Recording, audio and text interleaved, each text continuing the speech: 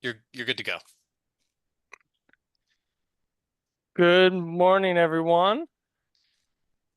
We are excited to have you here, and we're excited to kick off our 2025 season with the Lake Protectors. Since 2002, APIPP has been running aquatic invasive species programs, and this is another great year. I'm happy to see some familiar names and some new names on here. So this is our training where we're going to go over how to identify the invasive plants and animals, and also how to do the reporting. And like Sean said, there are, even though we call it lake protectors, we have people who monitor streams, rivers, wetlands, bays, ponds, whatever you call it, all water bodies, over 12,000 of them in the Adirondack Prism are there for monitoring. So if we can go to the next slide. Just a quick background. We are the Adirondack Park Invasive Plant Program. We are employees of the Nature Conservancy. We are the host of the Adirondack Prism. So the state of New York breaks the different regions into what they call prisms, Partnerships for Regional Invasive Species Management, and we are the host of the Adirondack Prism.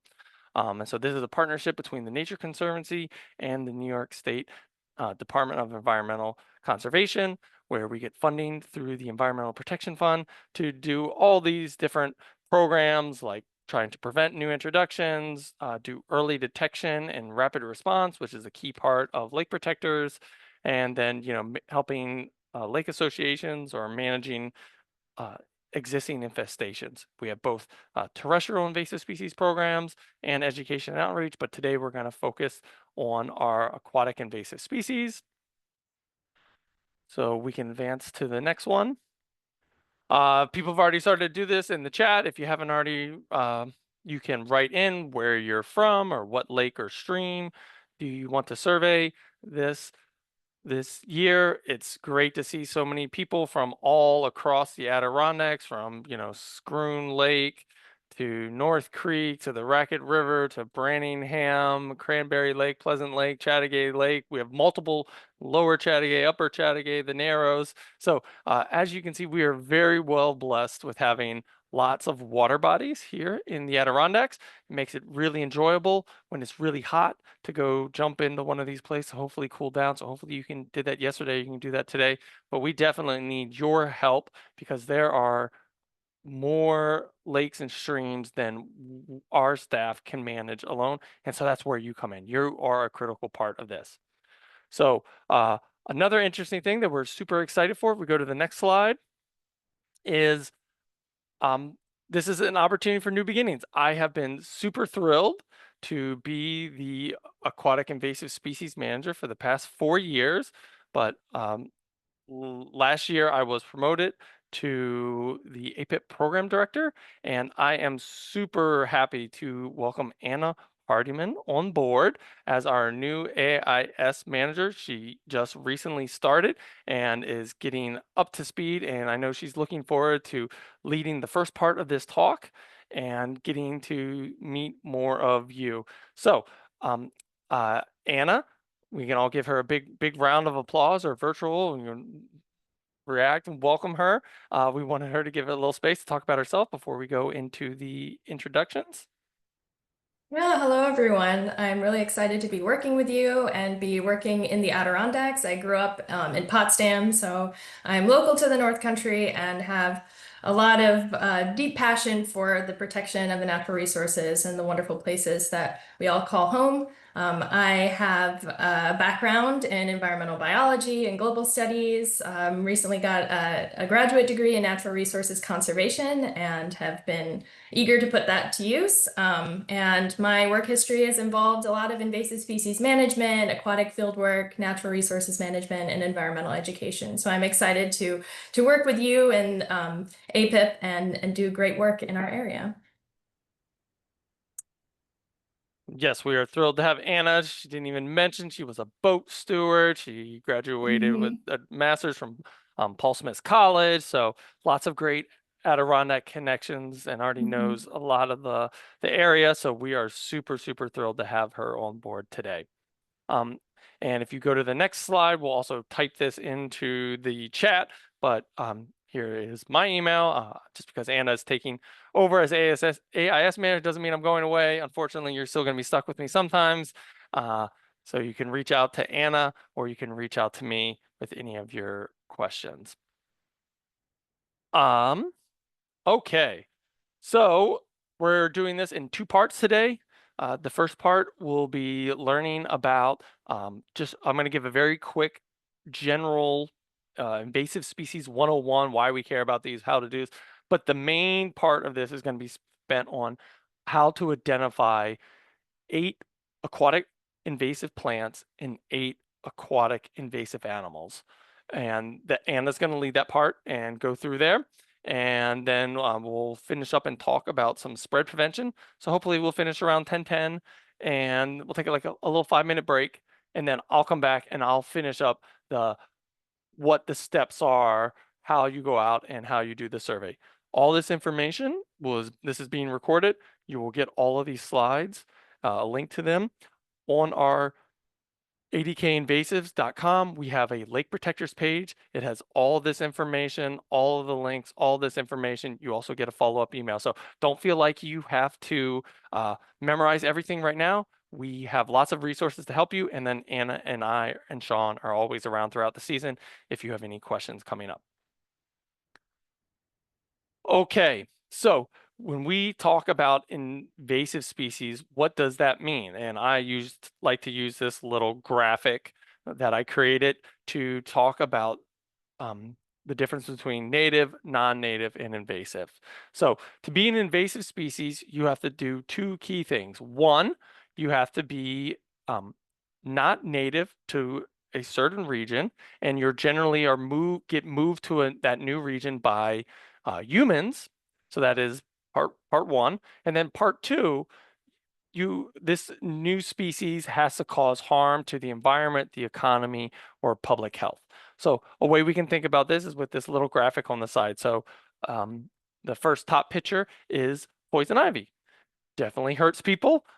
We know people who gets it. It's really annoying, but it's native. It's been here for tens of thousands of years. This is part of its habitat. So even though it causes harm, it's native. It's not invasive. It's a nuisance. We don't like it, but it's not an invasive species. Then there are things like tomatoes. Tomatoes are not native to the Adirondacks, and they have been brought here. People brought there. They plant them in their gardens, but they're not causing problems. They're not like escaping from people's gardens and growing all throughout the forest and on the hillsides. I mean, heck, even with all the love and care that I give my tomatoes, they don't even grow here in the Adirondacks. So they were moved here by humans. They are not native, but they are not causing harm to the environment or to the economy. Then the final one is the zebra mussel. The zebra mussel was moved from Eurasia over to the United States in ballast water. It is now spread throughout many lakes and canals and rivers, and it caused very large environmental and economic impacts. So it is both new to a region and is causing environmental harm. So this is an example of an invasive species. And, what is the reason why some species come over and they don't seem to cause an issue, but then other species come over and they cause big issues? Well, one of the things is that when these invasive ones come over, they tend to lack predators or parasites, other things to control them. They tend to be more distantly related.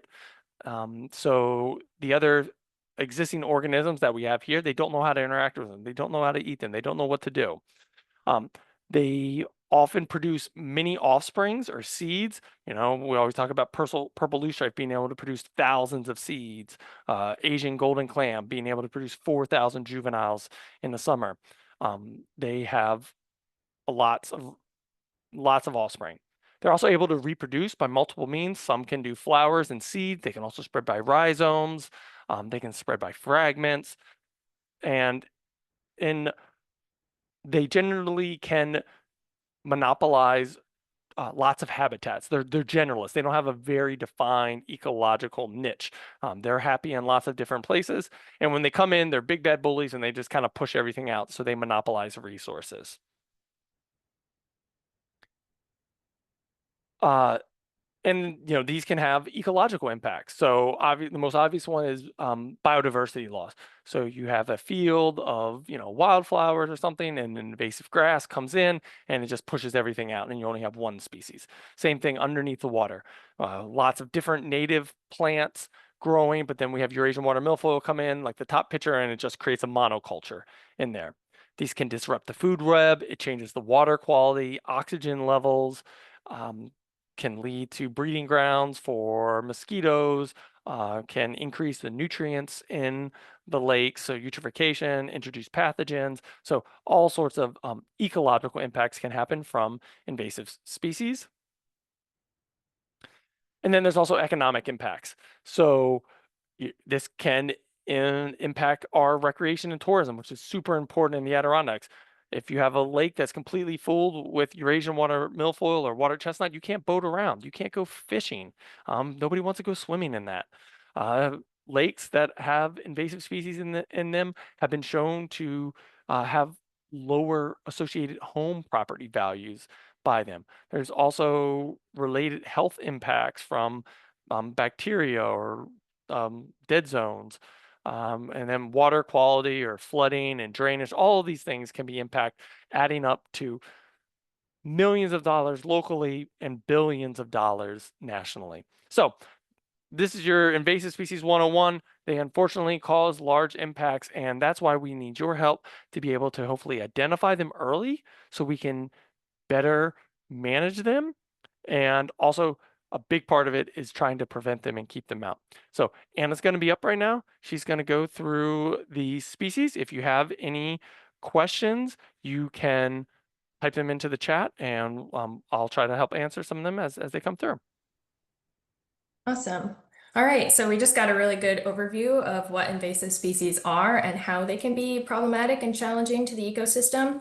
Unfortunately, there are a lot of them, a lot of different species that can be both brought here by humans and also harmful. But we have this list that we use at APIPP that narrows it down a little bit and focuses our efforts on some of our top priority species. We have 8 plants that we focus on and 8 animal species. And these are the species that we'll be looking at and learning to identify today.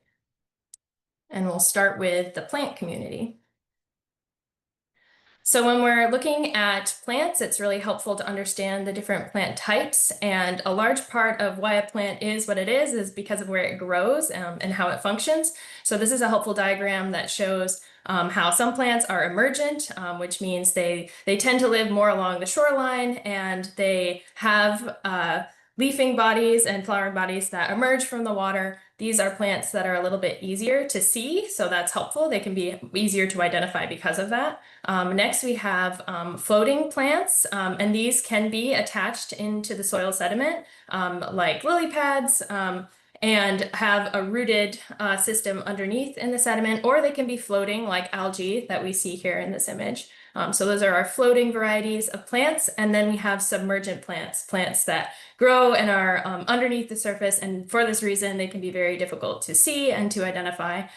So they can sometimes reach up to the surface, as we were seeing with the Eurasian water milfoil, but they don't typically emerge. And we have some terminology that we use to describe the parts of the plants. And you don't have to know all of these. There are just a few different terms that we'll probably use quite a bit today. We talk a lot about opposite and alternate and world leafing types. So when we are talking about opposite leaves, we're talking about leaves that are growing straight off from the stem opposite each other. Alternate, they grow alternating on the stem. And world means that there are multiple leaves emerging from the stem in sort of a circular pattern. We also talk a lot about the edges of the leaf margin, whether they're smooth or toothed or serrated, which means it has little jagged edges. And that can be a really helpful way to tell what species you're looking at and is an important indicator for a few of our invasive species that we'll cover today. And if you are interested in this, it's a great thing to learn more about. And there are lots of good, helpful field guides, and you can definitely take a guide out in the field with you around the water.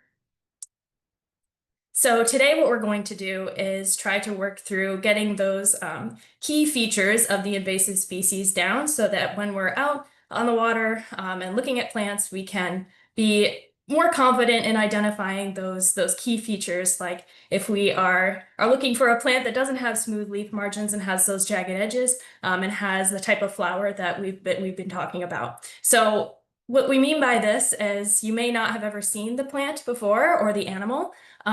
But if you have been familiarized with it and have a pretty good idea of what it looks like, you'll be able to recognize it. And a little example we like to use is this image here.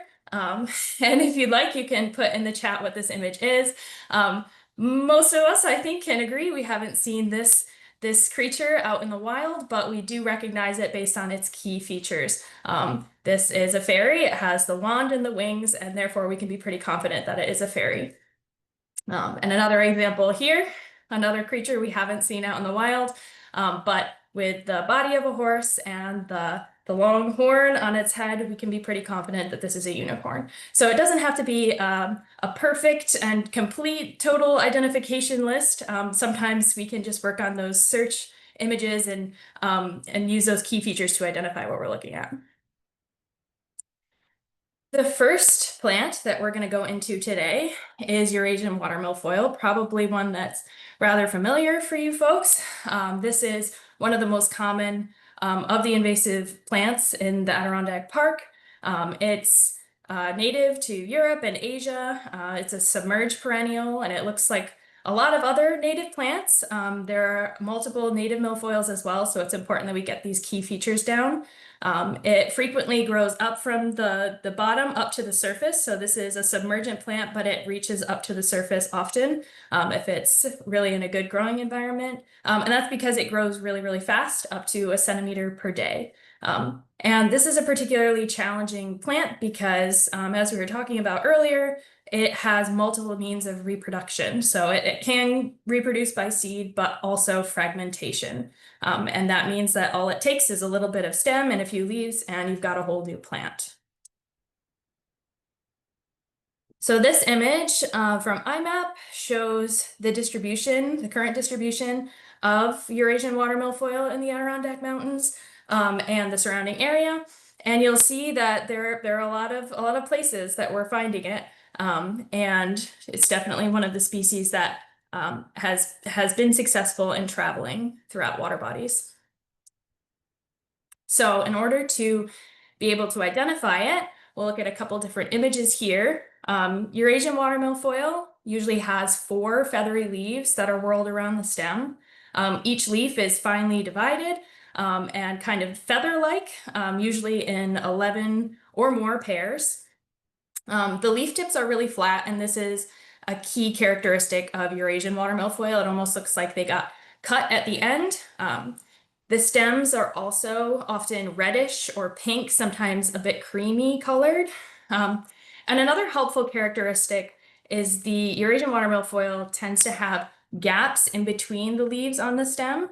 So there are the leaves, and then there's a gap, and then there are more leaves on the stem. And one of the ways that you can see this gap is when you take the Eurasian water milfoil out of the water. Here's another good image of that gap on the stem. And when you take the milfoil out of the water, they tend to be really, really limp. They're very, very soft plant, and the stem is not rigid. So when you take it out of the water, it tends to really collapse on itself. We also have another type of milfoil, which has some similarities. This is the variable water milfoil.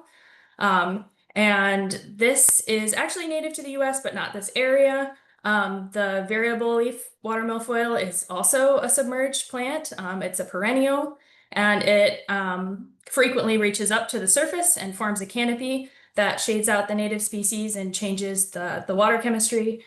It's very dense and has a very bushy growth form. It looks more like a bottle brush than the other species of milfoil underwater. And like Eurasian water milfoil, it can reproduce by fragmentation. And here's another image of its current distribution in the APIPP region. It's interesting because this is also another species we're seeing quite frequently, but it seems to be in a different area, kind of the other side of the park, and definitely one to watch and continue to prevent it from entering other water bodies. So in order to identify variable water milfoil, it's helpful to look at the 4 to 6 feathery leaves that are whorled around the stem, so in kind of like a circular pattern around the stem. But sometimes they can be alternating, so it's a little bit of a mixed bag. These leaves are divided into 7 to 14 leaflets, so that's more than Eurasian water milfoil typically. And they have a dense leaf arrangement, which gives it that bottle brush appearance. Like this. The stem also tends to look reddish or brown. And one of the best ways to identify variable water milfoil is by its flower. It has an emergent flower spike that comes out of the water, emergent, and has different serrated lance-shaped leaves. So it has little jagged edges and that flower spike. They also tend to have a more stiff stem than the Eurasian water milfoil, which is another good characteristic to keep in mind when you're looking at a water milfoil species. Fanwort is a species that is originally native to the southern US. This is a pretty tenacious species. It's another perennial. It grows deeper in water from 4 to 18 feet. It is probably mostly introduced to this area through aquarium species, and like the water milfoils, it has the ability to spread by fragmentation. This species hasn't been found in great numbers further north, and that's good. But as the water and air temperatures rise in this area, the species is probably going to be one that's more of a concern and one to watch out for. It's particularly tenacious once it arrives as well, so definitely one that we are keeping an eye out for.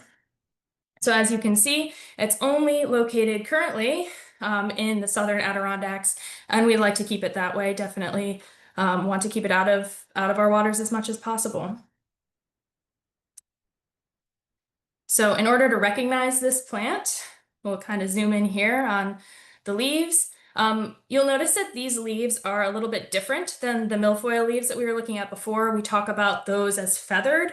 They're single straight leaflets, and these leaves, you'll see they branch out in kind of a forking pattern. So they have the fan shape, they're not clipped in the ends, and each of those little leaflets has multiple endpoints. So another key characteristic of fanwort is that the leaves are stalked, which means that off of the main stem or the rachis of the plant, there's a little stem or petiole before the forking leaves are seen. So it also does have flowers, but rarely in this climate.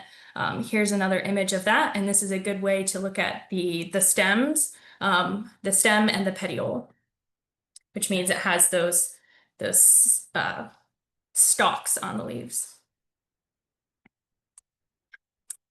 Now, there are a few lookalikes to these plants, particularly milfoil and fanwort have some native species that are a little bit similar. We've got here hornwort, and hornwort is pretty similar in some ways to the milfoil because it has the bottle brush appearance, but you'll notice it has longer branches off of the side, and it also has a forking pattern.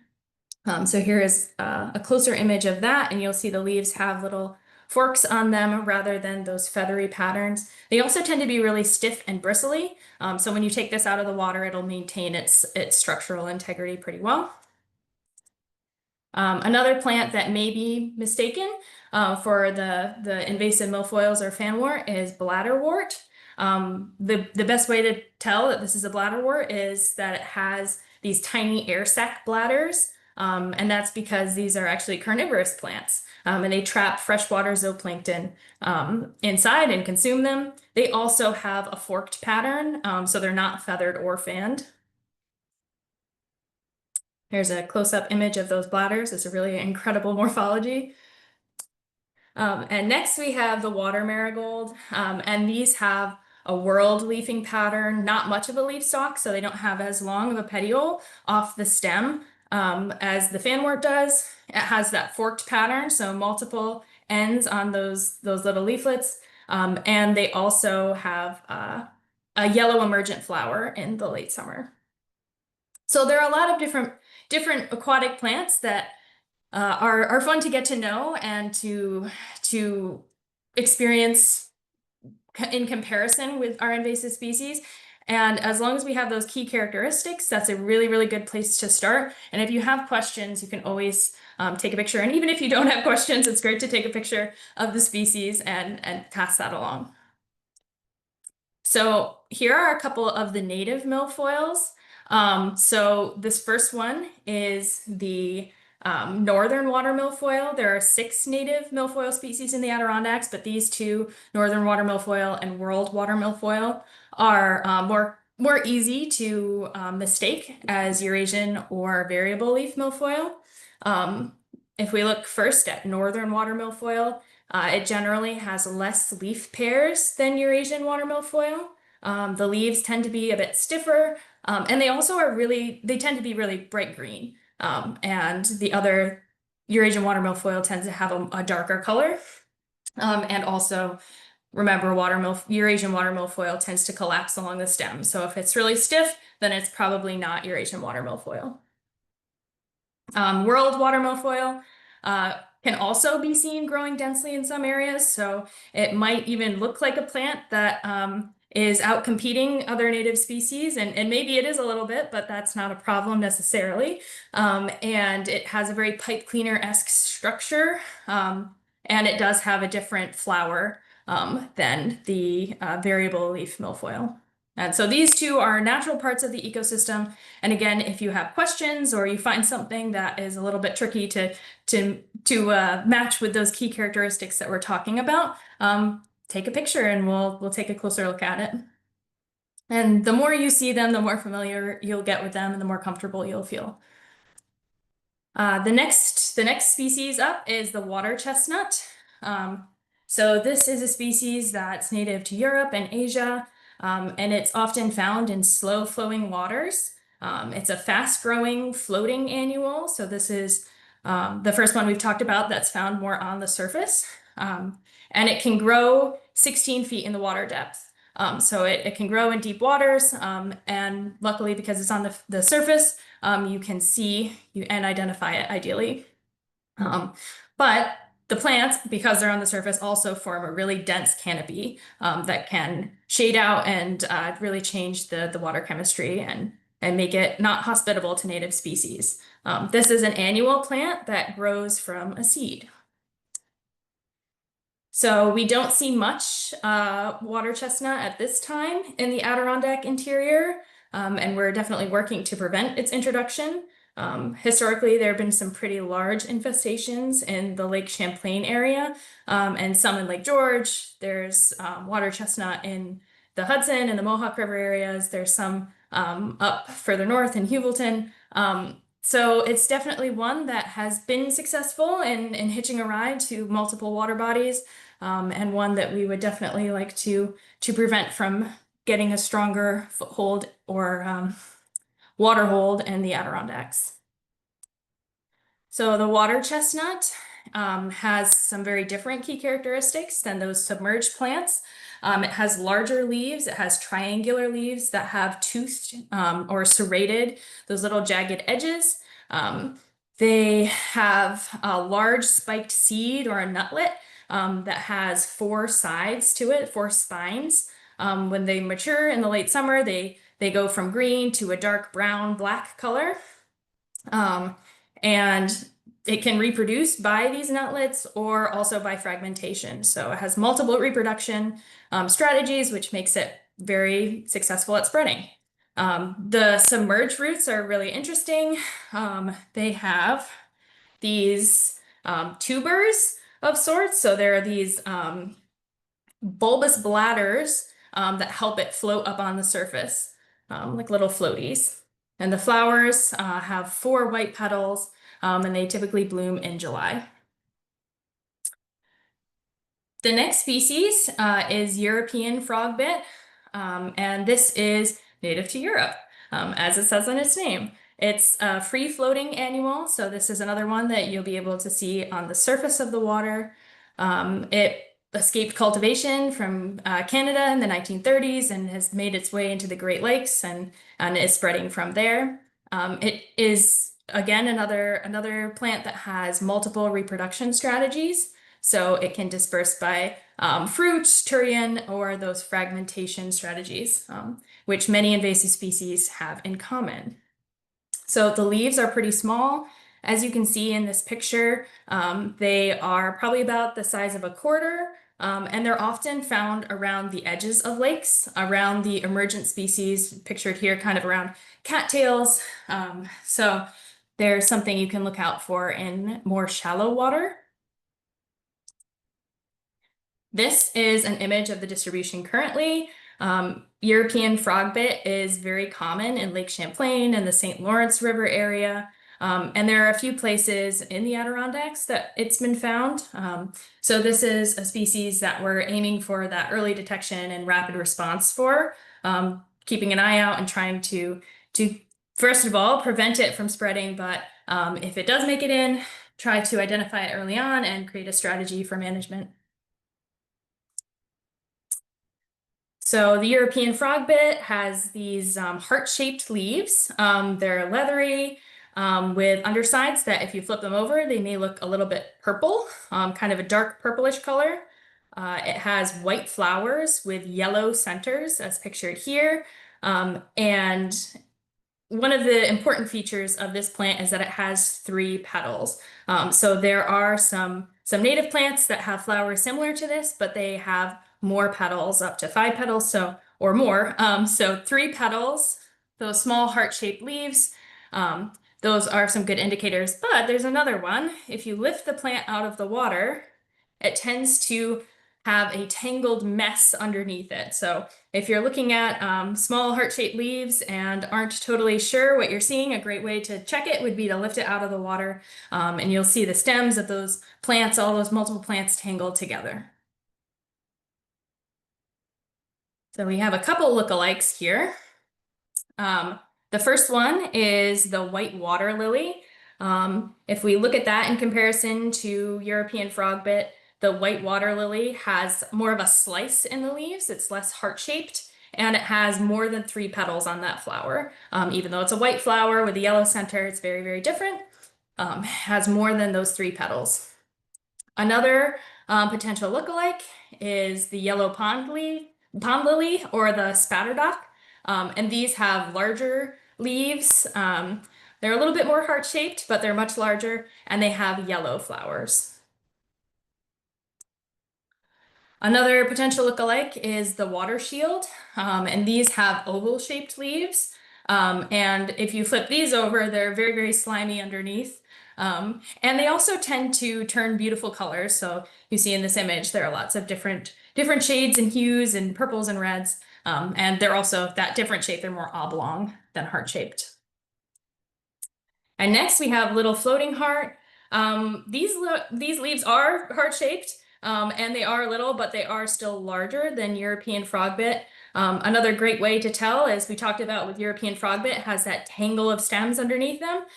If you pull a little floating heart up a little bit above the surface, you'll see they have tubers underneath the surface instead of that tangle of stems. And they also have 5 petals on their flower. So our next plant, our next species to look at the key characteristics of is starry stonewort. This is an interesting one. It's not a true plant. It's actually a macroalgae without a root system or a vascular structure. It has a few characteristics. It has a long pattern of a branching radial pattern. So it looks kind of, yeah, multiple stems off of it. And it grows on the bottom up to 7 feet long, so pretty large. And it has this white star-like bulb on it, which we'll take a closer look at here. Um, so this is one of the best ways to tell if you're looking at a starry stonewort is this little starry white bulb that's often found down near the bottom of the plant, down near the sediment. And it's similar to a few native macroalgae, but none of them have this white star bulb. So that's a really, really important characteristic and helpful that starry is in its name so that we can keep that in the forefront of our mind when we're out there looking at plants. This image shows us some good news that starry stonewort has not been discovered here in the Adirondacks yet, but it also shows that it is in the nearby area. So the St. Lawrence region, Lake Ontario, Oneida Lake, and even as close as Lake Bonaparte, which is only a few miles from the APIPP border. So it's one that we're seeing nearby, but we haven't found in the APIPP region yet, and we'd like to keep an eye out and hopefully prevent it from entering these water bodies. So curly pondweed is another key invasive species that that we are looking at and trying to manage in the Adirondacks. It is native to Europe and Africa and Australia. And it grows really rapidly in cold water, which makes it different. So it has this unique life pattern, starting its growth during the colder months and living under the ice. So it's a very tough plant. It's one of the few plants that is actually already thriving when the ice melt occurs in April.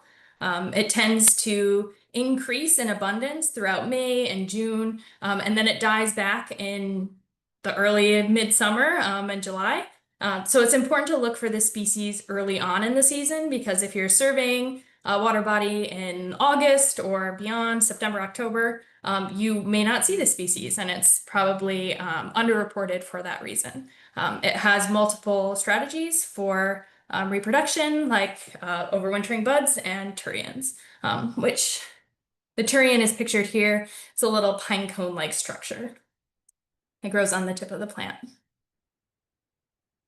So curly leaf pondweed is currently found throughout Lake Champlain and Lake George, Schroon Lake, Lower Saranac, a lot of the bigger lake areas. It's one of the top 3 of the invasive plant species found in the APIPP region, with those other 2 being Eurasian water milfoil and variable leaf milfoil.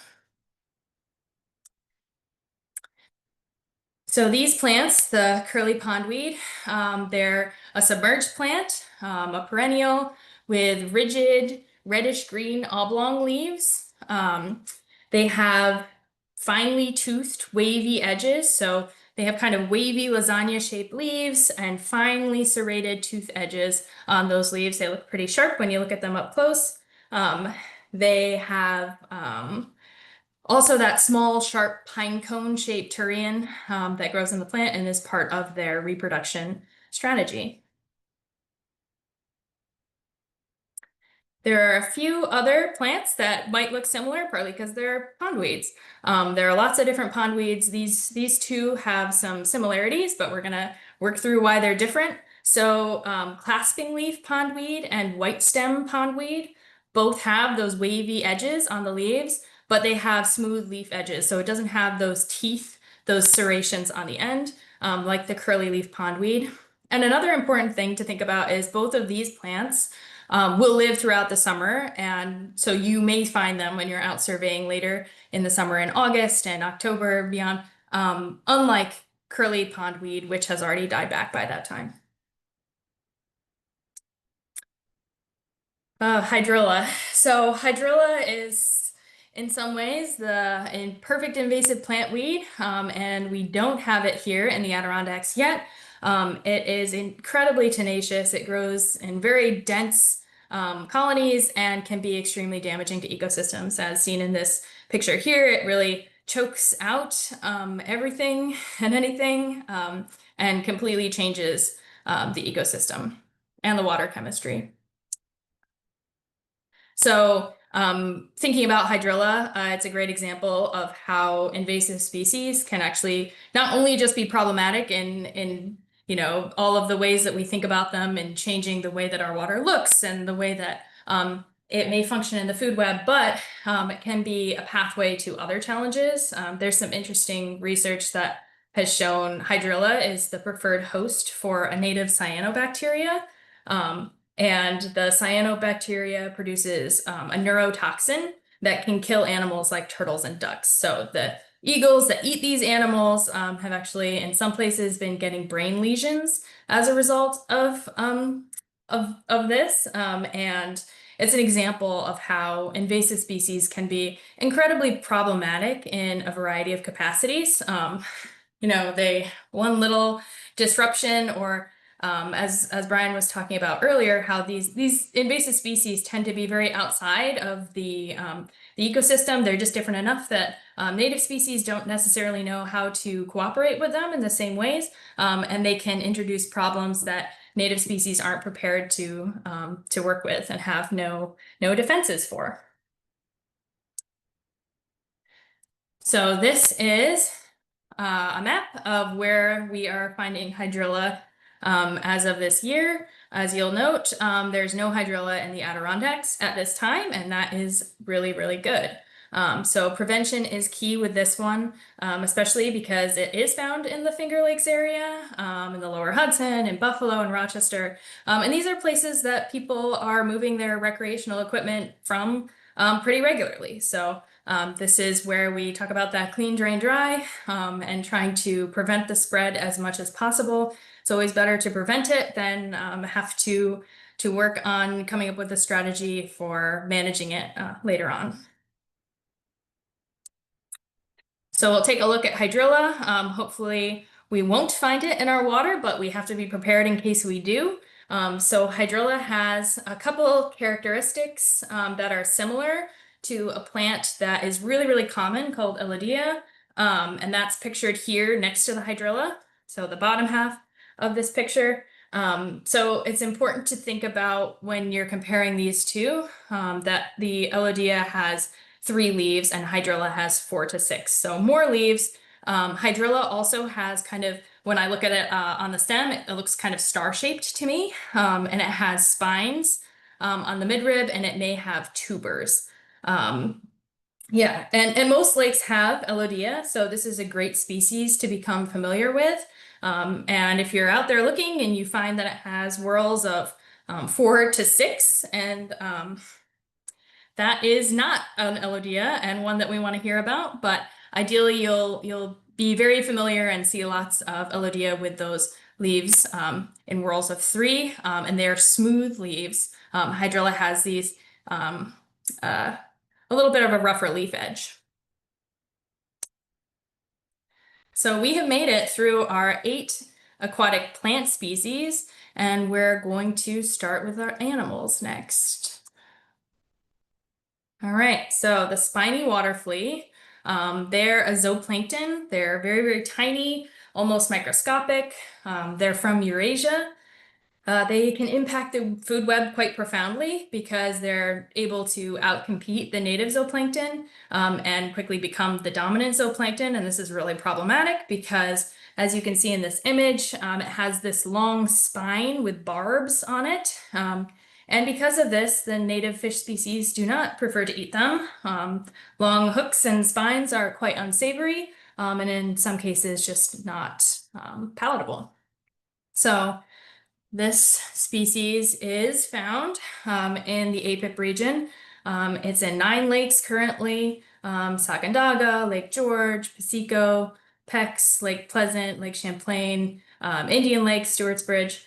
They're very, very small, so they're hard to identify. And for this reason, it's tough to get an accurate view on which lakes they are present in. They're incredibly tenacious hitchhikers and are hard to see once they get there. So This is a huge part of why we promote and advocate for those hot water decontaminations of boats, because you may unintentionally be carrying these spiny water fleas from water body to water body, and not because you didn't look, but because you can't see them when you do look. So this just shows how very tiny they are. They're so small, they're really tricky to spot. And they're able to travel in small amounts of water or cling to fishing gear, as you can see in this image here. And this makes it possible for them to leapfrog from water bodies on recreational equipment. So there's currently no way to remove spiny water flea from water bodies once it's been introduced. So it's, again, very, very important to focus on prevention here. We have another water flea that is a species of concern. This is the fishhook water flea. They're very similar to the spiny water flea with that long tail with the spines. They're less than a half an inch long with long barbed tails. The fishhook water flea has a really slender spine, and you'll see it has that prominent S-shaped loop on the back of its tail in this image here. And they are known to collect in these big globs on fishing equipment and lines. So this is the image of distribution currently, only in Lake Champlain in the APIPP region. However, they are quickly becoming a dominant zooplankton in Lake Champlain. And yeah, Lake Champlain has a lot of different invasive species. So it's important also to think about when you're traveling from larger lakes and moving recreational equipment from places that see a lot of recreational activity, to be very, very intentional with the clean, drain, dry, and yeah, proper maintenance of your recreational equipment to prevent bringing these species from one water body to another. So next we have the zebra mussel. This is probably one that you are familiar with, at least its reputation. So native to Eurasia, zebra mussels are filter feeders. They're bivalve mollusks, and they're pretty small. They're a quarter of an inch to an inch and a half long, and they have sort of a D shape to them. They're striped, kind of like a zebra with light and dark brown stripes. Zebra mussel larvae, also called veligers, they're microscopic, so they're another thing like the water fleas that you could accidentally be moving, even if you do check your equipment visually before moving it from one body of water to another. So another great motivator for hot water decontamination. Especially in bait buckets or live wells, where they could be hanging out and waiting to be transported to their next home. So again, they have this D-shaped shell, they have these stripes, black and white, kind of zebra, and they have, in this picture you can see they have the byssal threads on the bottom of the shell, and these help them attach to surfaces and really hang on, like you see with this shopping cart image here, which makes them particularly formidable because they hang on and don't let go. So these byssal threads that are letting them attach to solid surfaces allows them to grow in huge numbers. They can grow actually on top of native mussels and smother them, and they can clog intake pipes. They also, because they're filter feeders, they have the ability to change water quality significantly, make the water clarity change, and make water as a result become much warmer because of deeper sunlight penetration. So they have a lot of impacts on our aquatic systems. So lots of water bodies across the state have been impacted by zebra mussels, but not so much in the APIPP region, with the exception of two lakes, and those being Lake George and Lake Champlain. Again, those larger and more trafficked water bodies tend to be more at risk.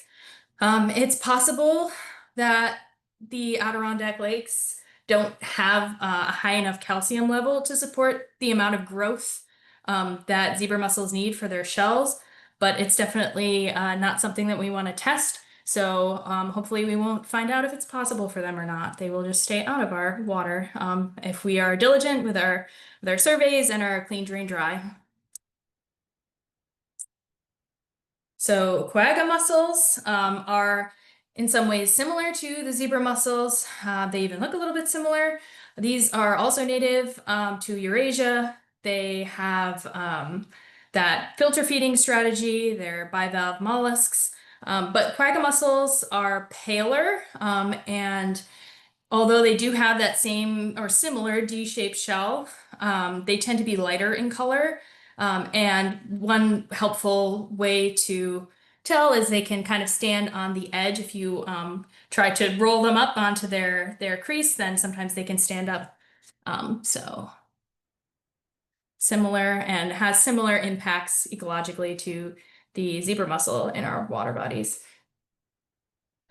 We don't have quagga mussels in the Adirondacks, but they are in Oneida Lake and Lake Ontario. So definitely another species we want to keep out, especially because they may have lower calcium requirements and therefore could potentially be more successful than zebra mussels if they do get established in Adirondack lakes. So the next species is the Asian or golden clam. This is another freshwater mollusk. And the outside of these shells are yellow-green to brown. And one of the best ways to tell you're looking at a golden clam is if you run your fingernail along the top of it, you can really feel those ridges that are pictured here. They're very distinct and concentric rings on the shell. They also have kind of a white underneath the color. So if it chips, if that golden outside color chips a little bit, they tend to look white. And the inside of the shell is often a light purple. So these are currently in Lake George, actually in a number of locations in Lake George. And this is another species that's important to think about. Once they're introduced, they can't be removed.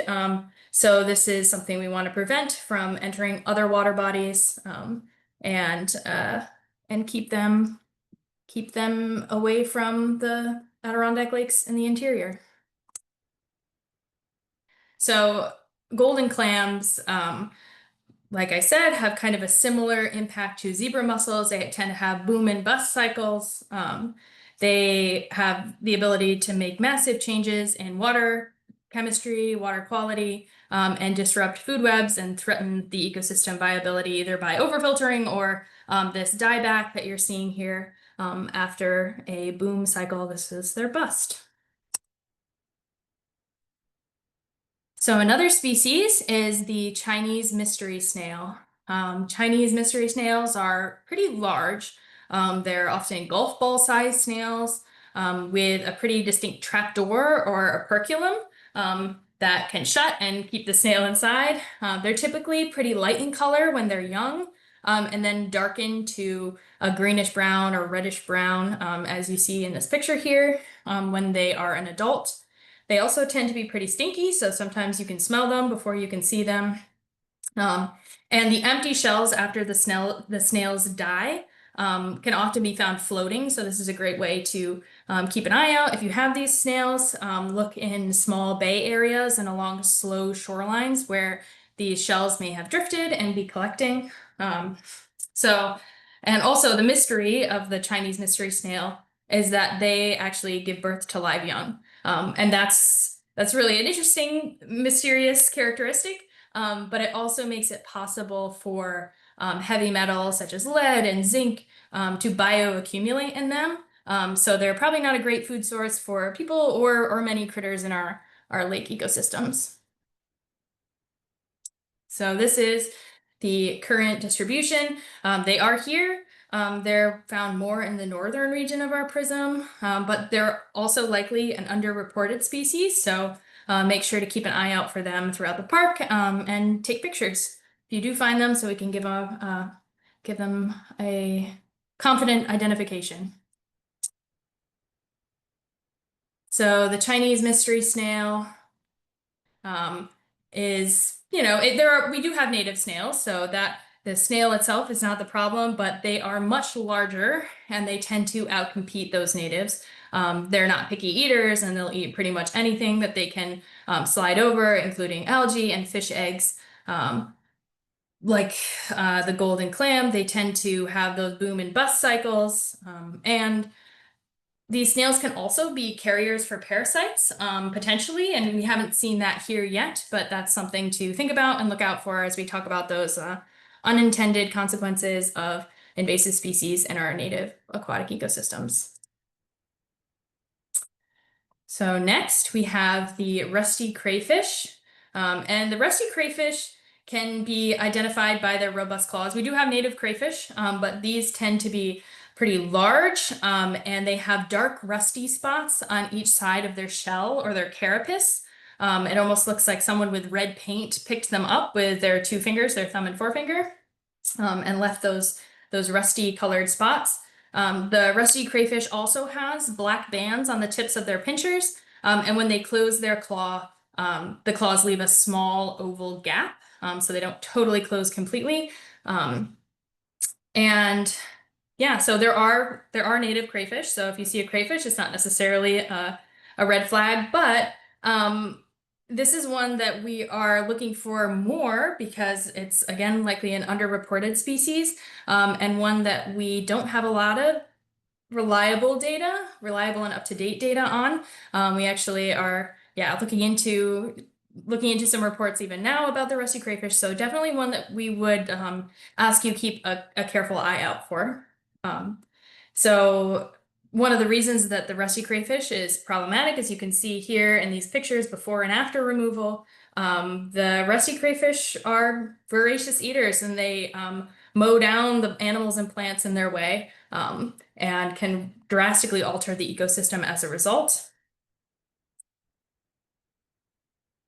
So this is the map that we are working with, to show the distribution of the rusty crayfish. Again, it's something that we would like to have more information on and have more eyes out looking for the rusty crayfish. There are a few historic reports of the rusty crayfish in the Lake George area, but there's just very few and very poor documentation, even though it's likely that there are more rusty crayfish populations in the APIPP region. So keep an eye out for them. They're most often transported by anglers as bait, and they're unintentionally or on purpose, introduced to the water.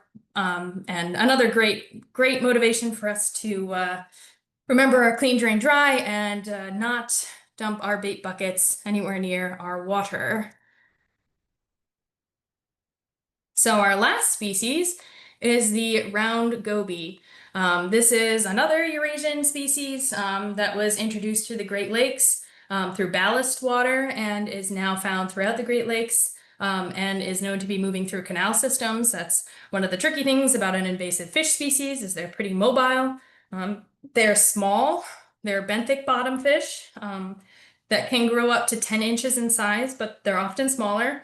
And a key characteristic for identifying the round goby is the dark spot on the dorsal fin, as you can see in the image here. And they have a fused single pelvic fin that helps them stick to the bottom as bottom feeders. And also they have really bulging eyes. So the round goby is not found in the Adirondacks at this point. This is a tricky one to catch when you're out surveying unless you're actively fishing. So that could be a part of why we're not seeing it. But they can be found all throughout the St. Lawrence, the Mohawk, the Hudson River. And as I mentioned before, they have the ability to move through canal systems. So this is something that is a challenge to prevent. And there are some projects going now to help limit that spread through canal systems, and prevent potential invasive species movement on these pathways. So an interesting fact about the round gobies is they actually are known to eat zebra mussels. And while initially that seems like a great thing, it actually isn't as great as it might seem. First of all, they don't eat them in the sort of capacity needed to work as an effective biocontrol for the zebra mussels, so they can't eat the entire population. And also, since zebra mussels are filter feeding, their intake is gathering all sorts of things, including botulism, and they're concentrating that in their systems. So when the round gobies eat that concentrated botulism or other things, they concentrate it further in their bodies and can pass it up in higher concentrations along the trophic levels. So as larger fish and birds feed on the gobies and their eggs, they're potentially ingesting toxic levels of botulism. So another unfortunate consequence of invasive species interacting with native aquatic ecosystems. So that covers our species, our 16 target species, our eight plants and 8 animals. And I think Brian has been doing a great job, and Sean answering questions and responding. And we can pop into the next section quickly, where we can cover some of the best practices for preventing them now that we know who they are, what they look like, and how they tend to get in places. We'll chat about how to prevent them from establishing. So, as Brian talked about at the beginning of this morning, humans are the common denominator. Aquatic invasive species are generally spread in 3 ways: moving boats, bait buckets, or through aquarium releases. So people are traveling from all over to visit the Adirondacks. There are some places that, as we saw from our many images, have lots and lots of invasive species. Lake Champlain has challenges with that, Lake Ontario, some of the larger lakes. And so for this reason, it's really helpful to have the boat stewards out there doing an awesome job preventing the spread through promoting aquatic invasive species awareness. They're collecting data, they're doing inspections and decontaminations to prevent the spread. So the best way to help prevent that spread is to follow the protocol and clean, drain, dry your recreational equipment as you're traveling from water body to water body. So the first part of that is clean, and that means everything. So the mud, the plants, the animals, everything, fishing gear must be cleaned before it moves into a water body. The best way to make sure that your equipment is clean is to use a hot water high pressure wash. And this is what the boat stewards and the decontamination technicians have at their disposal at those boat wash stations throughout the Adirondacks. And they use hot water, which is 140 degrees, 120 to 140 degrees. And sometimes they have to use scrubbers too to get off the mussels because of those byssal threads. But the hot water is really key for preventing the spread of those nearly invisible critters like the spiny water flea and zebra mussel villagers. So drain, the second part of this, draining all water holding compartments, so ballast tanks, live wells, bilge. This happens before you leave the access site. So it doesn't happen when you get to your next launch site. It happens at the water body that you have just left. And it's also important to make sure that you're draining your bait buckets properly, either in the trash or on land and never in the water. And dry. Dry is the last part of our clean, drain, dry. And the most effective way to ensure that no invasive species and fish diseases are moving from water body to water body is to make sure that it's thoroughly dried. We recommend 5 to 7 days in the sun here. You can use hand towels and leave them in the sun. Ideally, you'd be able to use the hot water system and then let it dry. That'll kind of speed up your process. But drying is a key component to making sure that invasive species aren't getting transported. And decontamination. So there are lots of boat stewards that have those hot water, high pressure washes that you can use for your equipment and your boats, but you can do some of that yourself too. So you can disinfect anything touching the water if it hasn't been dried before its use. It has to be disinfected if it's not dry. So you can use hot water, and it has to be at least 30 seconds of a soak if you're soaking equipment, and salt solutions can also be used to kill any freshwater species that are hanging onto gear And that's another effective solution. We have some partners who use salt solution baths for fishing gear and waders. That's effective. And the boat stewards would be happy to do this for you. There are lots of different decontamination stations throughout the Adirondacks. Know where they are and use them. It's not only the right thing to do, and something that we promote at APIPP, but it's also the law to clean, drain, dry. The best way to get the certificate that proves that you're following this protocol is to visit a wash station and receive that card from the boat steward. And this can be presented if you're asked or stopped by a conservation officer. And there are also self-certification forms you can fill out online, but it's just easier, and the boat stewards are happy to help you and decontaminate your boat. And again, it's really important to practice proper bait disposal. Never releasing any bait from your bucket into waterways or land, even worms. There are invasive worm species. And it's just really important to think about, making sure that you are following the guidelines and encouraging others to follow the guidelines. Ideally, if you have bait, you can pass it on to another angler. But if you're doing that, make sure that they know the guidelines too and understand why you're doing what you're doing. So pass on that knowledge as you're doing the right thing. Also, we like to advocate for leave no trace, so pack it in, pack it out. Never litter, never leave anything behind that doesn't belong there. And last, we again do not condone the release of live pets.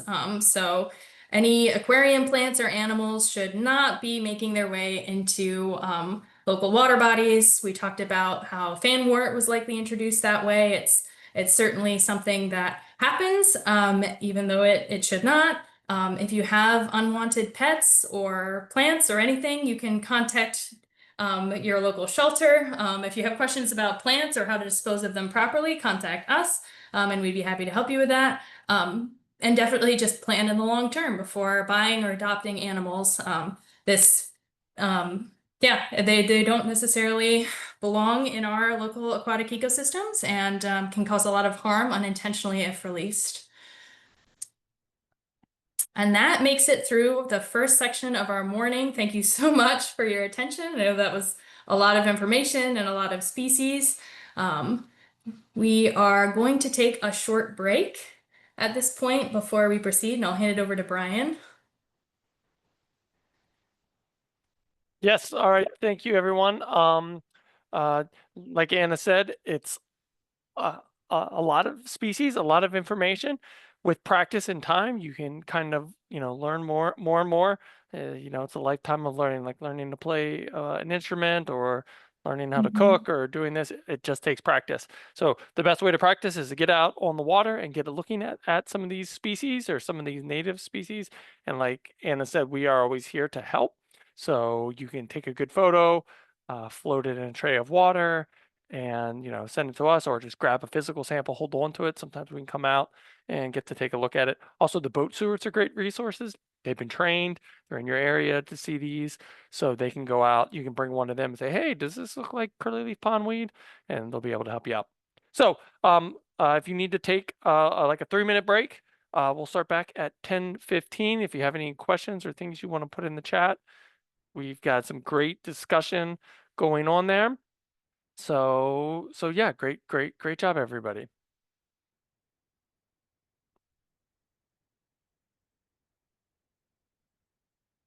Anna did an awesome job of going over the 16 species that we focus on, and now we're going to talk about how to actually do the monitoring. What are the parts of it that are going on? So in this part 2, I will be leading this section, and Sean will be going through things in the chat. And I'll tell you, what the purpose of the program is, how to do the survey protocol, what your recording and reporting options are, and talk about some resources and some next steps for you. So what does it mean to be an APIPP lake protector? Well, this is a program that has been in place for over 23, 20, this is our 24th season of it happening. Um, many of you have been, I see some familiar names and faces of people who have been lake protectors out here before, but essentially you are our eyes and ears out on the water. There are over 12,000 water bodies in the Adirondack Prism, and there are 6.6 million acres. And so we need all your help. Anna, myself, and Ellie, we're not going to be able to go out and visit all of them. So many of you have some favorite lakes or streams that you live right next to or that you go visit. So it's really important for you to go out there and focus on early detection. Even if your water body already has an invasive species, we still need to monitor to look for new invasive species. So we're trying to increase your awareness and education, give you a scientific framework for how to do this monitoring, and then be part of this larger collaborative group to track the presence and absence of invasive aquatic plants and animals. Um, like I said, and we're so blessed here in the Adirondacks. I got to go out to a new lake yesterday that had never been before. So there's always new water bodies, over 3,000 lakes, 8,000 ponds, 30 plus thousand miles of rivers and streams. So from really big giant lakes with lots of people and lots of boats like Lake Champlain or Lake George to small backcountry waters that you got to hike 5 miles into and you won't see another person on there. So we're so lucky to have these resources, and that's why it's really important for us to help protect and steward them. So, uh, why are we monitoring? Well, this is really gets us, after trying to prevent them, monitoring to find early detection and rapid response is the most important thing. As you can see in this picture here, one purple loosestrife left untreated could then spread its thousands of seed and over time become a whole field of it. So what would be easier, trying to pick that one plant or trying to pick these uh, tens of thousands of plants that are in this wetland? So hopefully this is a good demonstration of that, being able to detect species early means that we are more likely to be able to control them and manage them at a much lower cost. And so this is the key idea behind what we call the invasive species curve that um, that as the amount and area of the invasive species increases, um, the cost to control or the likelihood of control also, increases, or well, it's less likely to be able to control it. So you see this thing where we have these stages, what we call prevention. That's what we call tier 1 in our PRISM language. Eradication, which is tier 2. Containment, which is tier 3, and then tier 4, which is resource protection or long-term management, what we call suppression at those points. Typically when people are finding it, it's already in the kind of like higher end of the containment. So, the best place would be to find it at a really low population. And that's where your eyes and ears and being really good observers and also just being really familiar with your local water bodies. A lot of people are monitoring water bodies that they've lived on, that they've been to their whole entire life, so they are very familiar with them, and that really helps.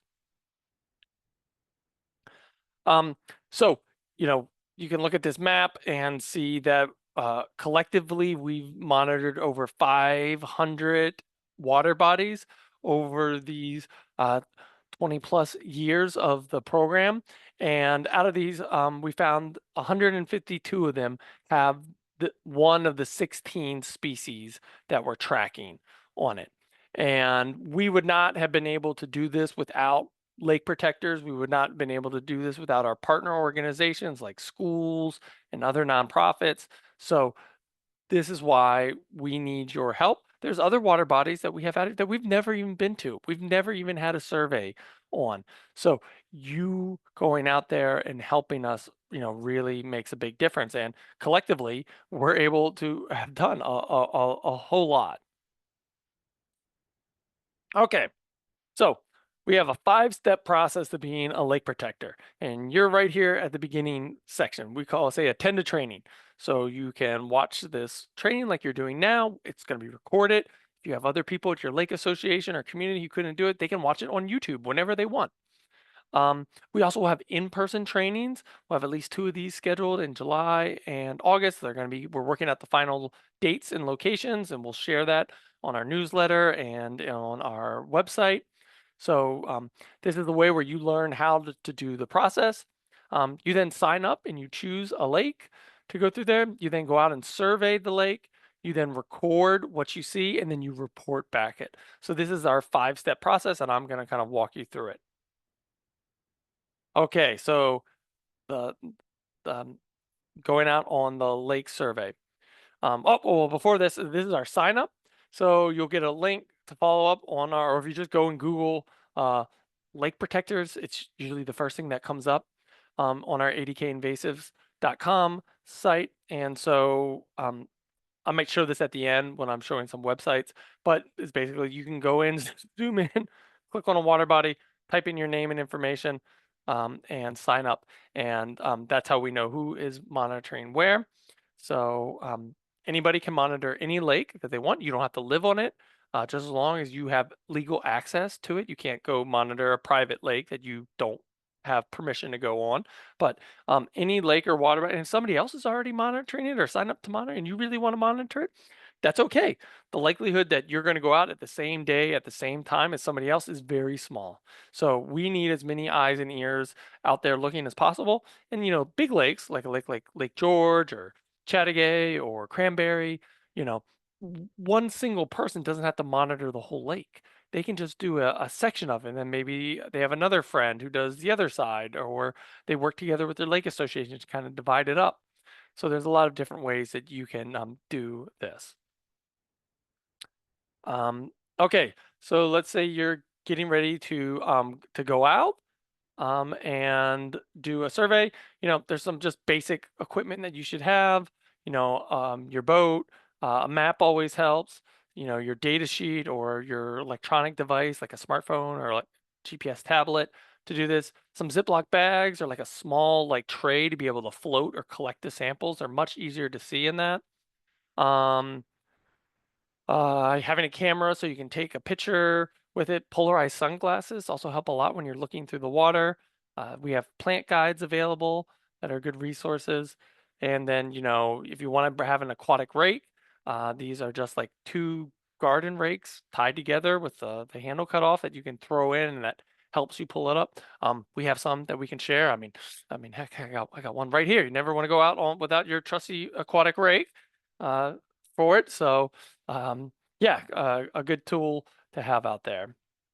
But the most important thing is safety. If you are going out on the water, we want everybody to be safe, and these are the best practices you should be doing anytime you go out to boating on there. So, wear a life vest, a PFD, bring your 10 essentials, practice leave no trace, and, have a float plan. A float plan is basically a way of telling people where you're going, where you're leaving from, when you expect to be out on the water, and when you expect to be back, so that if something happens to you and you gave a float plan to your brother or your mother and they're saying, oh man, Brian was supposed to be back like 2 hours ago, like what happened? They could hopefully raise the alarm to get help.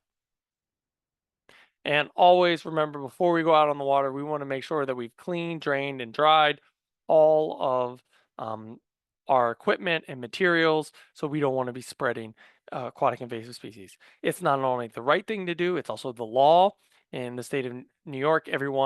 Nobody can knowingly transport aquatic invasive species. And within the Adirondacks and the 10 miles with around the Adirondacks, if you are on a motorboat, you are required to certify and carry on you a certification that says you have followed those steps.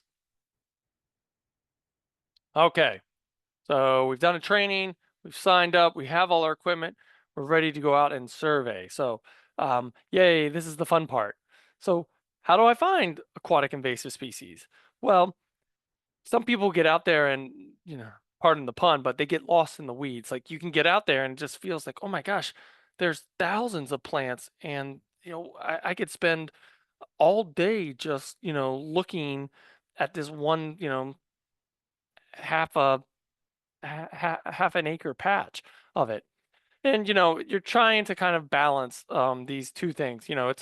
It's a quality over quantity approach. So we're trying to do. It's better to do a good job in a small place than do a poor job everywhere. We are kind of looking for the proverbial needle in a haystack, but we don't want to get lost in the weeds. The most thing I say is like kind of trust your gut.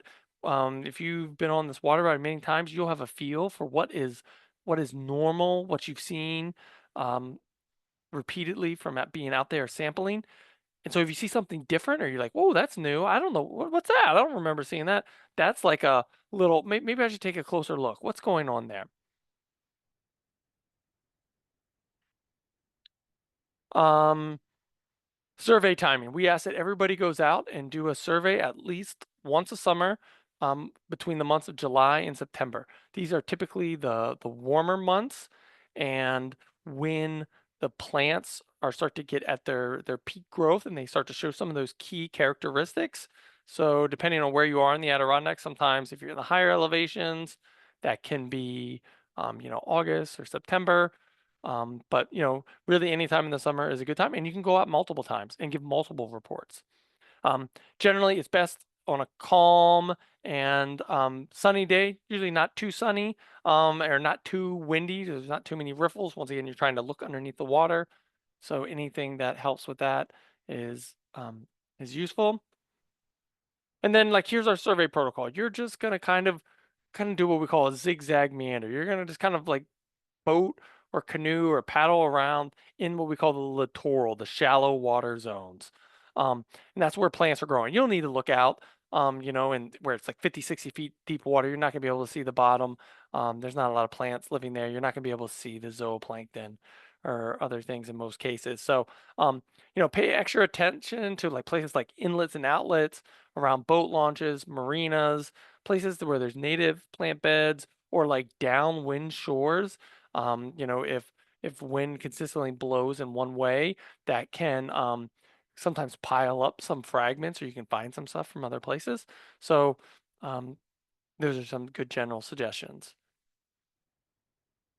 And the vast majority of people are doing what we call a topside visual assessment. They are looking for aquatic. They're on a boat, a canoe, a kayak, a motorboat, and they're looking down into the water. And that's where like polarized sunglasses can help. And you're just kind of paddling or boating slowly through the area. Once again, a rake toss is a useful tool. Sometimes you'll see a plant, but it's kind of like deep in the water, and you're like, I don't know, what is that? I'm not really sure. Or sometimes it's like, hey, the water is like really cloudy today. I can't really see anything. You can do this, toss a rake, and make sure you hold on to the other end of the rope, because if you just toss the whole thing in, it'll sink to the bottom. Um, but what it does is allows you to collect plants from hard to see locations and then bring it into your boat, where you can then, hold them in your hands and look at them um, more closely. Okay, so you're out on the water, you're doing your surveying. Up, I see something. In this photo, I can see up there's Eurasian water milfoil. Now, I need to report it. And, this is where, um, you know, collecting data, using photos and other things is really helpful. Sometimes you might get out there, you're like, hey, I'm unsure. Is this an invasive or not invasive? You can still go through the steps and collect the information, because you're going to then submit it to us later on, and we can follow up. So if you're kind of have a question, it's better to submit it than to not submit it. Okay, so we have three general ways that you can record how to do this. The most common are online and paper. There's another one called Simple Aquatic Survey. If you get really into this and really want to go deep, we can train you on that. But 99% of the people are either doing the online or the paper. Most of the people are actually using the online version now. So yeah. But we're going to go through both. So, once again, you have to figure out which way works for you. The online, it's form based, it's easy to use. Lots of people are used to um, using a device to answer questions.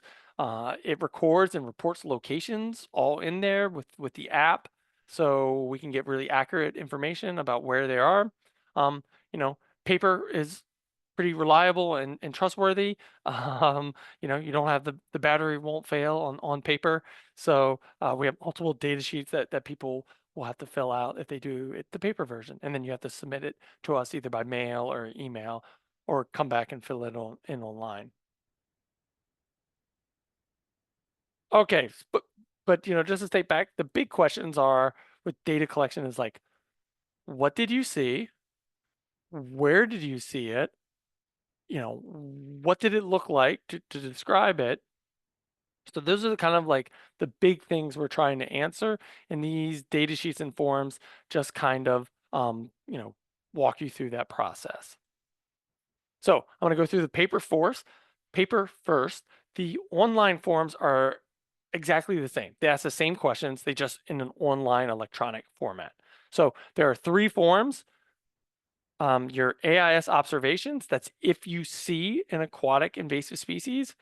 An aquatic survey, this is like the who, the what, the where that you did. So even if you don't see an invasive species, you still need to fill out an aquatic survey. And then if you're doing paper, you need to do a paper map showing us where you looked or where you found things. Okay, so the aquatic invasive species observation data sheet. So this is where you would kind of record the information of if you saw an invasive species. So, basic information, you start off your name, what pond you're on, the town or county that it's in, because there's 15 loon lakes and 10 square lakes and eagle ponds everywhere. So we want to know which one it is, the date that you went out. And then you're just recording, the GPS coordinates. You can use a handheld GPS or like a smartphone to find those. The name of the species. Did you take a photo of it? Which we want you, the first time you see an invasive species that day, you need to take a photo of it. We won't confirm anything without a high quality photo. And then you're asking questions about the invasive species distribution. Is it trace? Is it sparse? Is it dense? Is it a monoculture of it? And then also the size of the area. Is it up to 10 square feet? Is it up to half an acre, up to an acre, up, more than an acre? We kind of have these set categories that you can choose from, and these are all listed on the worksheet for you. And then there's this IMAP presence ID. We want you to enter it into IMAP either in the field or when you come back in home. And so this part you would have to do at home. You can't do that on the water on the paper if you're by using a paper sheet. So you would have to write that in afterwards. And then you would just mark on your paper map, like, um, hey, here's where number one was, here's where number two was. Um, this can be like a simple, like you can just print out a Google map or a copy of a map that you have, and you're just literally drawing on it. Once again, examples, here's our categories of invasive distribution. Trace, like a single plant or a clump. Sparse, where there's like, some scattered plants, so a little bit of it. And then, dense plants or clumps, where you're starting to see more of it. And then like where you're getting like, monocultures or large beds. We also have the option of what's called linearly scattered. We don't see that too often. That'd be like if it's just like growing in like a line along like a dock or along like a bulkhead. But usually we're one of these like trace, sparse, dense, or monoculture. And you're kind of thinking about this like trace is generally like less than like 5%. So kind of here's like a kind of a diagram to try to help give you a sense. So just really a few places around your boat. Sparse would be like 5 to 25%. Okay, we're starting to see it like a little bit more. Dense, now we're getting like, 30 to, 75% of these sites. So it kind of can be like kind of a wide range for that. And then like a monoculture, or large bed, like, okay, it's pretty much everywhere. This is pretty much the only plant in this area. And then once again, we're talking about the size of the area. How large is this individual infestation? There can be multiple invasive plant beds or multiple places where the animals are.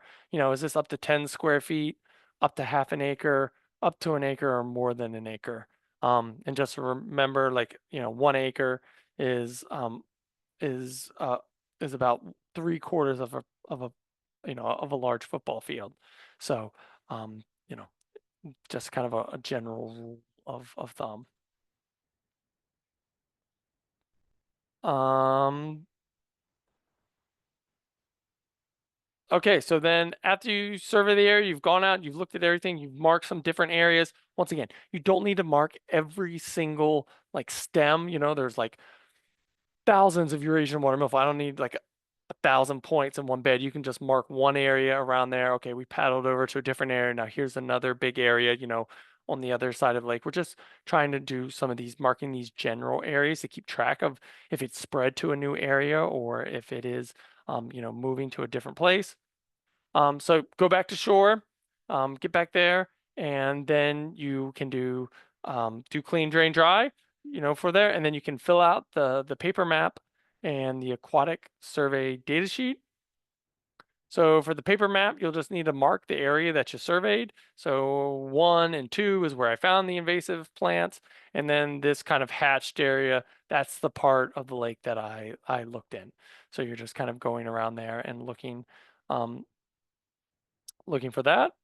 Um,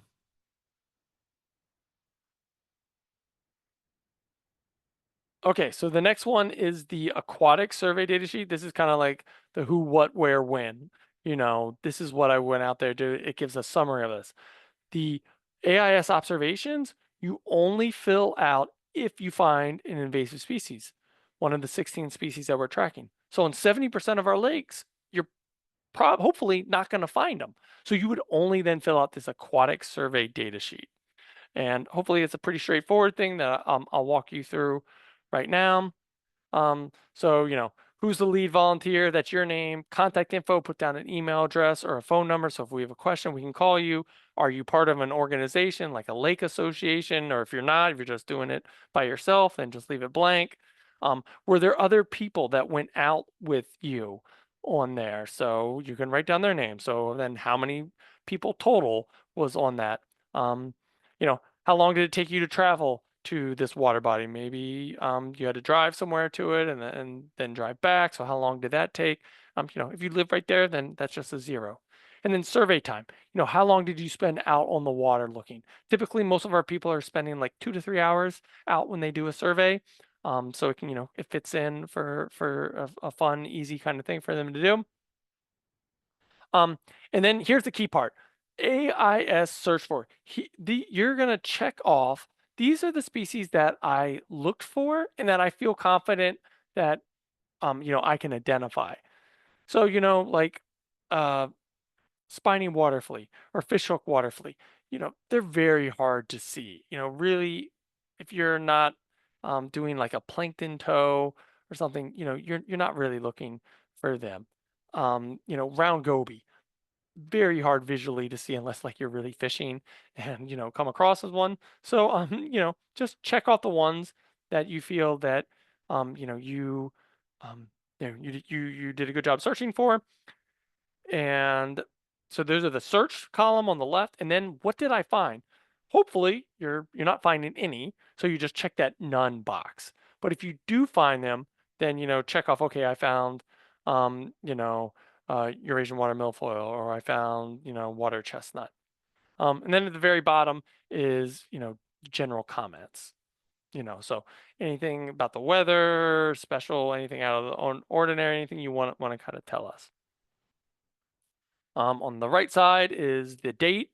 Write the water body name, like once again, what town or county it's in, so we don't get confused with Loon Lake that's in Warren County versus Loon Lake in Franklin County. Um, what water body type of it is: a lake, a pond, a bay, an inlet, a river, a stream, a wetland. um, what's the water body use? Is it non-motorized? Is it motorized? Public beach? Does it have a public boat launch, a hand launch, a trailer launch? Um, General survey method. Are you doing top water, like you're on a boat? a canoe, kayak, paddleboard, motorboat, and just looking around. Are you doing underwater, like, snorkeling or scuba diving? Or you can even walk on the shoreline, or walk around the docks and kind of look for plants and seas. Um, and then like specific survey methods, like visual, are you just looking with your eyes? Did you bring a rake? Are you doing the rake toss? There's even something called a view scope that you can use, like kind of help you kind of look underneath the water like a little bit. So you're just kind of checking off what you did. Did you survey the entire water body? If you're doing a small lake, some people will be able to paddle around the whole lake and look at all the shallow water areas. A really big lake, you might just do a portion of it, and that's fine.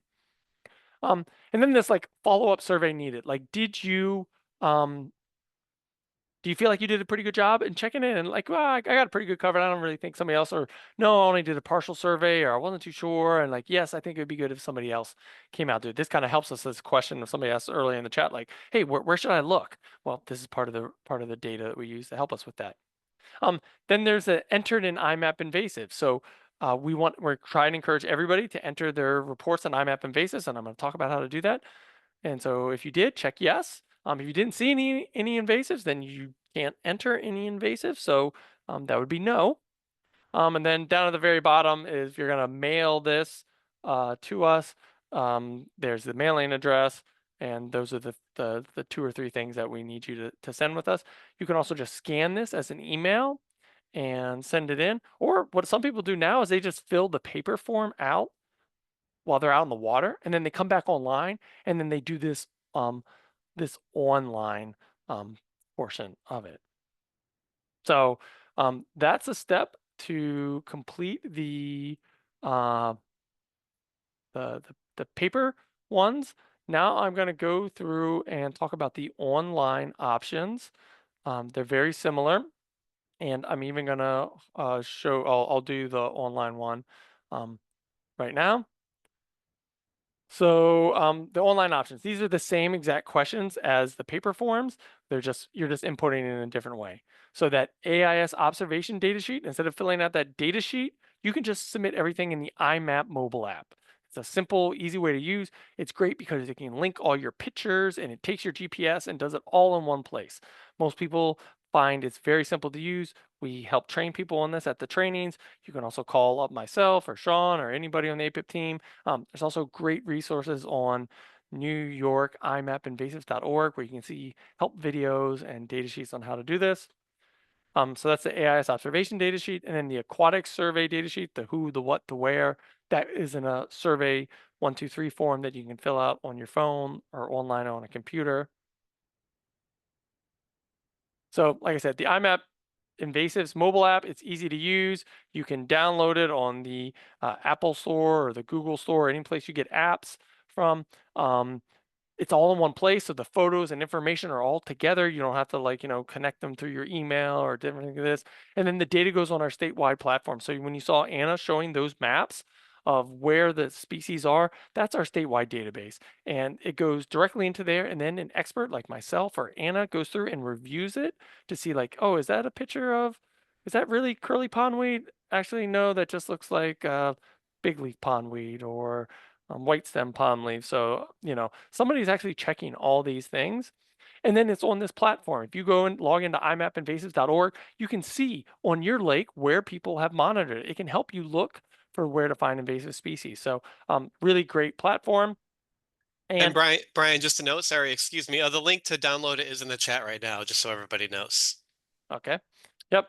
And this is how it works. So it'll look like this on your phone, and you can click add an observation, and then it'll open up a new thing where you can take the photo using your camera. So just take it right in the app, or if you'd already taken a photo, you can select it from your library. You're then going to put your species name.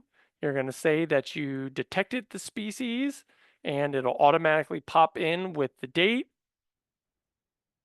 and then it automatically drops a pin right where your location is and creates your latitude and longitude, so you don't have to use any other machine to try to figure that out.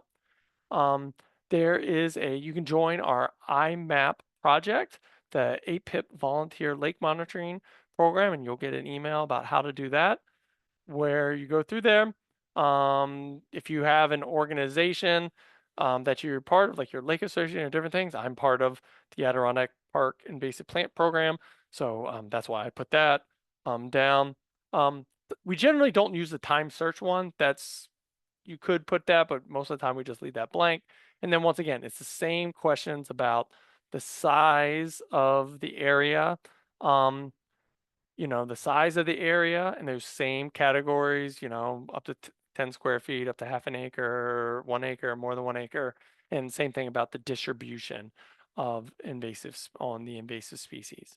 And then there's a comment. So you can write down like, hey, I'm not really sure if it is this, or, we have a lot of this everywhere. We've known for it a while. We've seen it here. I'm just, documenting it again this year. Once you have it, it saves it on your phone. So the good thing is you can be in the farthest backcountry waters of the Adirondacks with no service, and this will still work.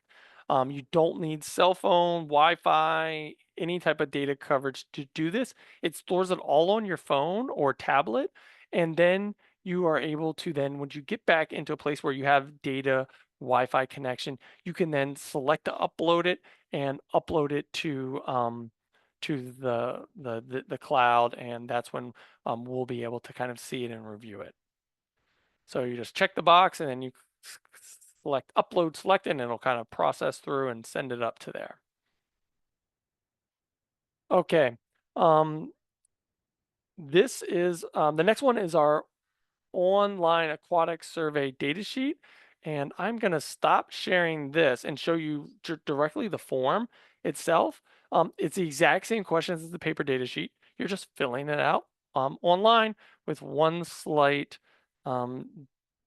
difference. So let me see if I can find let's see if this will work. Okay.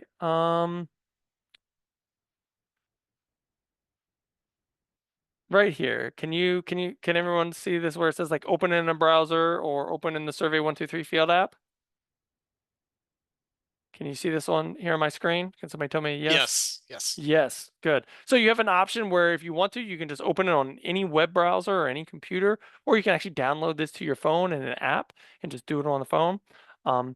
I normally do it once I get done my survey. I have it as an app on my phone. I get back off the water, clean up everything, I do my clean dry, then I fill this out at the end. So I'm going to do open in browser. So you can see pretty straightforward, lead name. I'll put down Brian Green, your organization. I'm part of APIPP. Are you a professional or volunteer, or was it we had both? Most of the time, most of the people who are doing this are volunteers. Put down your email, or your phone number. There, it's going to automatically put in the date. If there were other peoples that went out with you, Kirk and Kyle, went out with me. So there were 3 of us. It took us half an hour to get there and half an hour to get back. So that's 1 hour.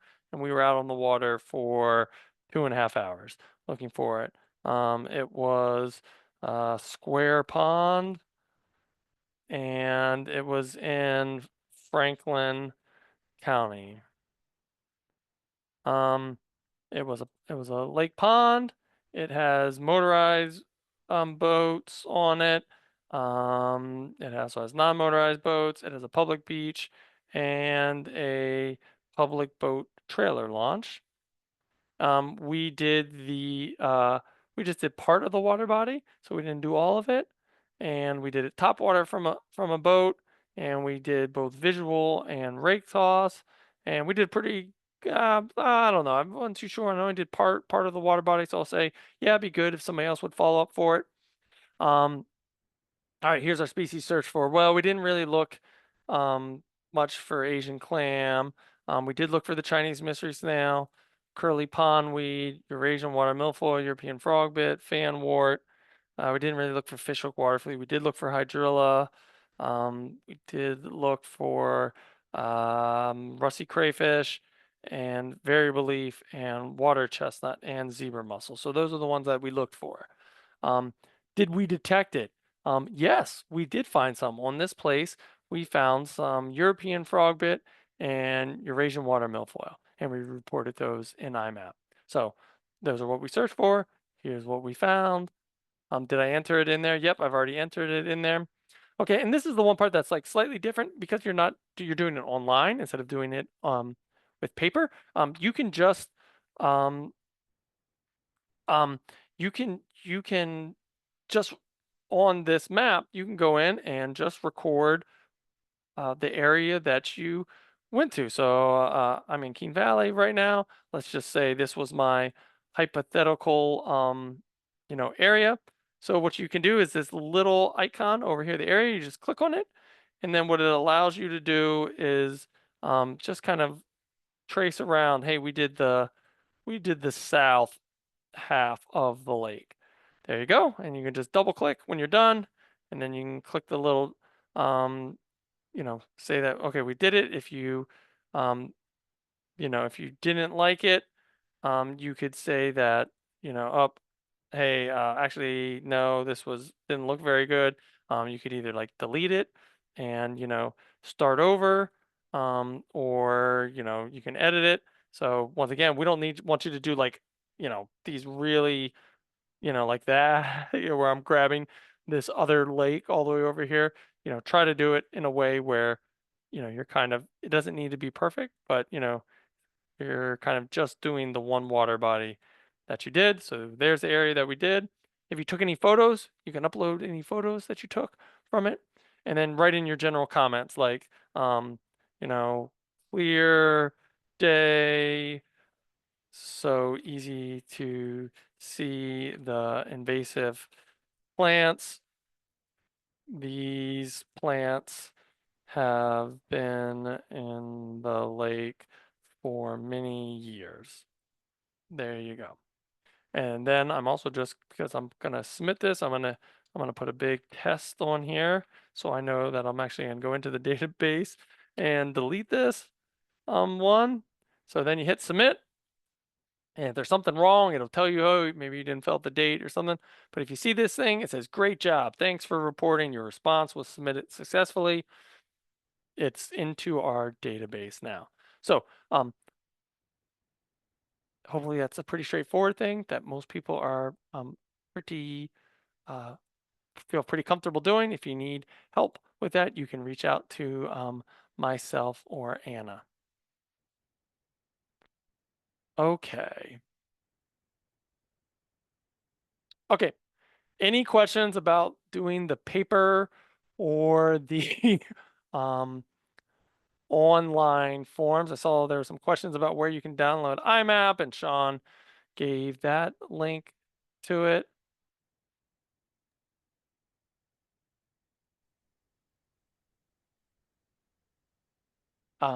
Yep. Carolyn says, "Oh, we'll do a training on a canoeable water body." Yep, we'll do that this summer, so we can do that. Um, And John says, yes, you can. So you can do the paper like on the water, like where if you don't want to have your phone out there, you can write it all down. And then when you come back inside to your laptop or a smartphone or tablet, you can then just transfer the things. That saves you from having to mail it, to me or to Anna. Any other questions about the reporting part of it?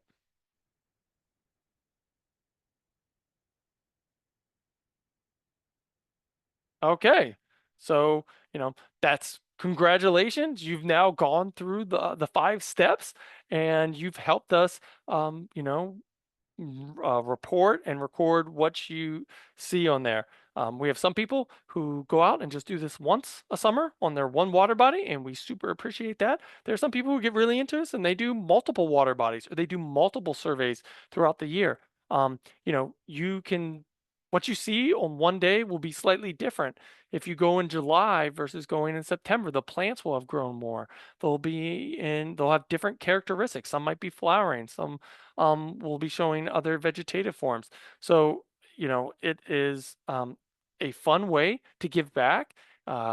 Choose a nice day when you have some little bit of time, go out, and I think you'll have a good time. Most people tell us they really enjoy it, and it helps them feel like they're more connected and have a better understanding of their water body.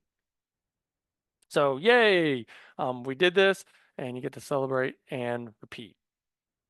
Okay, so resources and next steps. Um, the best place to do this is on our website. If you just Google lake protectors, or you can see the link right down here, it's under our Get Involved with Volunteer page. So this has all the data sheets. It's going to have this PowerPoint. It's going to have this video to it. It's going to have links to some little cheat sheets like our invasive species IDs card. Um, we have a full 150-page plus manual if you want to get really deep in the weeds and see things. It has step-by-step instructions for every single question, every single thing to fill out.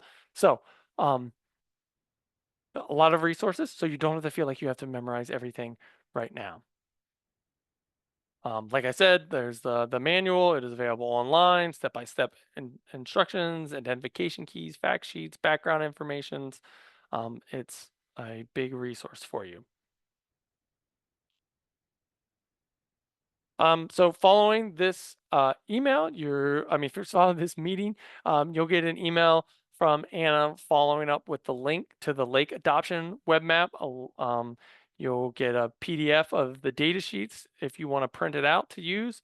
Also, all the links to sign up for IMAP app, download Survey 123, link to the online form for entering their data online, and also a link to this YouTube video. So if you want to watch this training workshop again.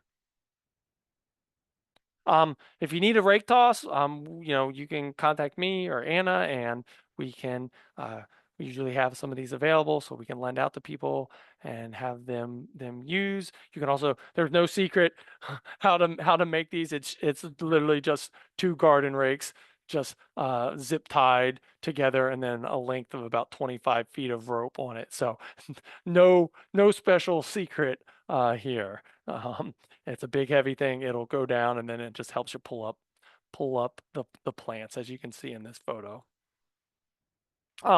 We also have lots of really good outreach materials. So to share with your neighbors, your lake association, these are posters, brochures. They have photos. They have guides.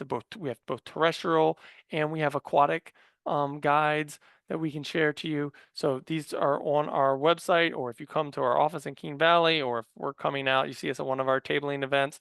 Ann and I will be at the Adirondack Lakes Alliance Conference on Friday. We'll have a full spread of these things that you can take with you. So you can also go online to adkinvasives.com /order and put in an order, and we'll mail them to you. And we hope that you'll follow us online. We have Facebook, Instagram, if you do any of those things. Lots of other fun videos and webinars. We had a great webinar back in March talking about best practices for lake associations to be successful. You can go see that and all sorts of other species information, events, other things on adkinvasives.com. So with that, I am going to stop the share and see if there is any more questions or other information. If people want to come off mute and ask a question, we can also do that.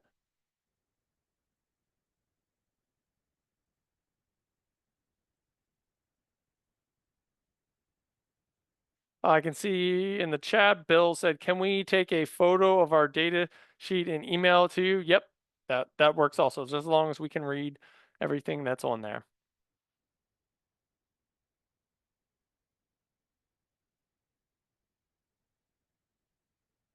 Trying to see if there's any other questions or things that we've missed.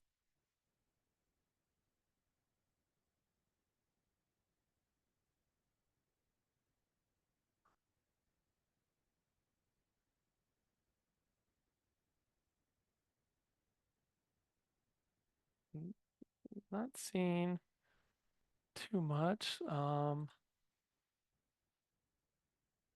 if you want to report purple loosestrife, is there a different app or form? Purple loosestrife we consider as like one of our terrestrial species, so it's not like one of the 16 aquatics we went with. The iMap app is the best place to report it. The same thing you use on the water, you can also use for purple loosestrife, knotweed, Phragmites, hemlock woolly adelgid, emerald ash borer, whatever it is, that's our statewide thing to report it in. And then maybe like on your data sheet, you could just like note in the comments, oh, I also saw purple loosestrife on the edge of the lake and I reported it to iMap too. So great, yeah, great question, Pamela.